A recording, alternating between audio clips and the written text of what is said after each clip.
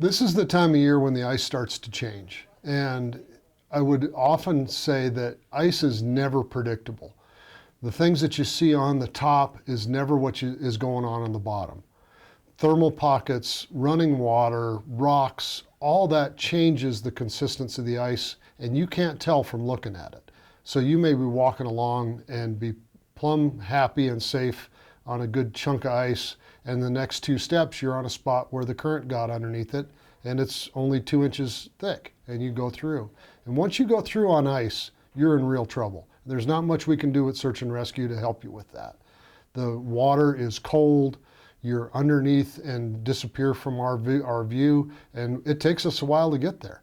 So unless somebody is right there that can do a rescue for you without putting themselves at risk, it's a pretty tragic deal. And there's not much that anybody can do to affect that rescue quickly.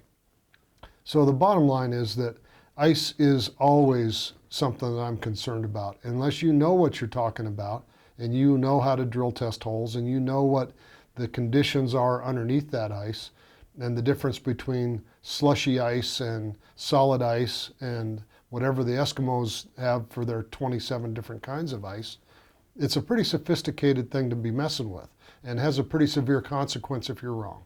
Yeah. So in general, search and rescue requests that you do a couple things that help you save yourself. One is to know your limits, know the terrain, in this case ice, and take a partner. If you don't take a partner, and even if you do, it's always important that you tell somebody where you're going and when you're due to be back, so we know when we have to start coming looking for you.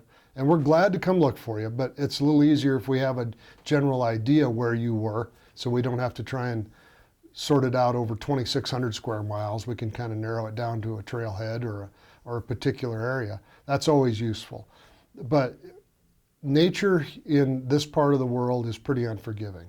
And if you're not ready to take care of yourself by having a partner and having the right gear and being prepared to stay out for longer than you thought you were gonna, then nature will eventually slap you down and give you a nasty little lesson about not being prepared and not giving her the respect she deserves.